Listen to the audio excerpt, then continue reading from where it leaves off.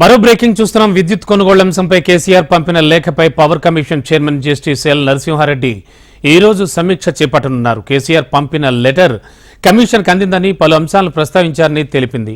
Chhattisgarh power purchase, Bhadradri Yadadri thermal power plant అంశాల్లోని కొన్ని ప్రశ్నలకు ఆయన సమాధానం ఇచ్చారన్న కమిషన్ కేసీఆర్ చెప్పిన విషయాలను నిపుణుల కమిటీతో చర్చించే అవకాశం ఉన్నట్లు సమాచారం.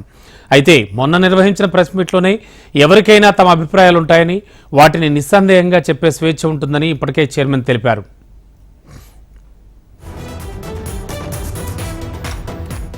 కేసీఆర్ కమిషన్కు పంపిన లేఖలో కేసీఆర్ చెప్పిన వివరాలకు వాస్తవాలకు సరిపోల్చాల్సి ఉంటుందని కమిషన్ అభిప్రాయం వ్యక్తం చేసినట్లు తెలుస్తోంది. వాస్తవాలపై బీహెచ్ఎల్ ప్రతినిధులను కూడా వివరాలు అడగనున్న కమిషన్ నేడు చర్చ అనంతరం దానికి అనుగుణంగానే తదుపరి చర్యలు తీసుకున్నట్లుగా సమాచారం. మరి కాసేపట్లో బీఆర్ఎస్ ప్రభుత్వ హయాంలో విద్యుత్ ఒప్పందాలలో జరిగిన అవకతవకలపై విచారణ కొనసాగుతుంది.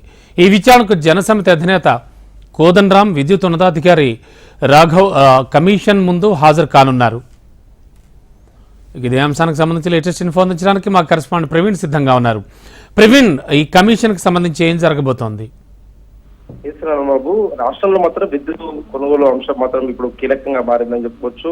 ఇప్పటికే బీఆర్ఎస్ వర్సెస్ కాంగ్రెస్ ప్రభుత్వంలో కూడా ఇప్పటికే ఒక పక్క విమర్శలు కూడా గుప్పించుకుంటున్నాయి. ఇదే సందర్భంలో మాత్రం కమిషన్ కూడా దూకుడు పెంచిందని చెప్పుకోవచ్చు. కమిషన్ ఏదైతే విద్యుత్ కొనుగోలుకు సంబంధించినందుకు ఛత్తీస్గఢ్ ఒప్పందాల ప్రకారం మాత్రం విద్యుత్ కొనుగోలు జరిగిన సందర్భం ఏంటి, ఆ సందర్భంలో మాత్రం వాటిపైన ఎలాంటి నిర్ణయాలు తీసుకున్నారు, ఈఆర్సీకి ఎలాంటి ఉంది, ఏఆర్సీ అనుమతి ఉందా లేదా దానిపైన కూడా ప్రధానంగా ఇప్పటికైతే దృష్టి సాధించిందని చెప్పుకోవచ్చు. ఇప్పటివరకే మాజీ ముఖ్యమంత్రి కేసీఆర్ మాత్రం ఏఆర్సీకి సంబంధించినందుకు మాత్రం నిర్ణయం ఇక్కడ కూడా తీసుకోకుండా కూడా ఏ విధంగా అడుగులు వేస్తుందనే దానిపైన కూడా లేఖలో పేర్కొన్న సిచ్యువేషన్ కనిపిస్తుంది. కానీ దీనిపైన మాత్రం ఆ ఈఆర్సీ అనుమతి ఇచ్చిందా లేదనే దానిపైన కూడా ఇప్పటికైతే చర్చ అయితే కొనసాగుతుంది. ఇంతకు విద్యుత్ కొనుగోలు అంశాలు మాత్రం ఈఆర్సీ అనుమతి ఇచ్చిందా లేదనే దానిపై కూడా స్పష్టత అయితే రావాల్సి ఉంది.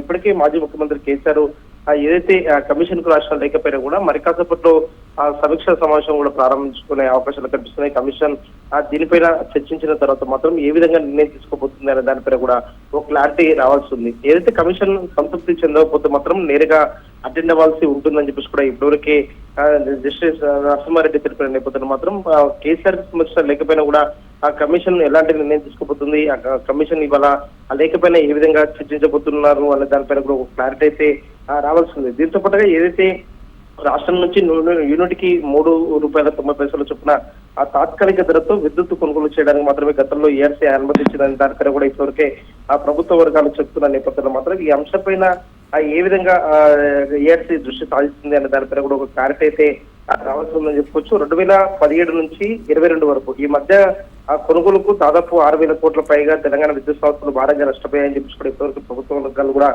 తెలుపుతున్న నేపథ్యంలో ఇవాళ ఈఆర్సీ అనుమతి లేకుండా ఒప్పందం జరిగిందా అనే దానిపైన కూడా కమిషన్ దృష్టి సాధించబోతుందని చెప్పుకోవచ్చు. ఒకవేళ ఆ ఒప్పందం ఉందా లేదా అనే దానిపైన కూడా ప్రధానంగా ఇవాళ దృష్టి సాధించిన తర్వాత మాత్రం ఆ తెలంగాణ ఉద్యమ నేత ప్రొఫెసర్ కోదండరాంతో పాటు అదేవిధంగా జేఏసీ నేత విద్యుత్ కు సంబంధించిన అధికారి రఘు నుంచి కూడా కొంచెం ఫీడ్బ్యాక్ తీసుకోబోతుంది. వాళ్ళు కూడా ఇవాళ ఆ కమిషన్ ముందుకు వాళ్ళు అటెండ్ అవ్వబోతున్నారు. అటెండ్ అయిన తర్వాత మాత్రం ఇలాంటి అంశాలను కూడా వాళ్ళు చెప్పబోతున్నారు అనే దానిపైన కూడా ఒక స్పష్టత అయితే రావాల్సింది. ఇవాళ ఏదైతే కేసీఆర్ ఇప్పటివరకు రాష్ట్రం లేకపోయినా కూడా కమిషన్ ఇవాళ ఏ నిర్ణయం తీసుకుంటుందనే దానిపైన కూడా ఒక ఉత్కంఠ అయితే రేపుతున్న సిచ్యువేషన్ కనిపిస్తుంది. ఇవాళ 11 గంటల తర్వాత బీఆర్కే భవన్ కు ఆ కమిషన్ సంబంధించినంత సభ్యులు కూడా రాబోతున్నారు. వచ్చిన తర్వాత మాత్రం ఆ మధ్యాహ్నం తర్వాత మాత్రం మరోసారి కూడా ఏమైనా నోటీస్ ఇస్తారా లేదంటే కూడా విచారణకు కంపల్సరీ అటెండ్ అవ్వాల్సి ఉంటుందా అనే దానిపైన కూడా ఒక క్లారిటీ ఇచ్చే అవకాశం కనిపిస్తున్నారు బాబు.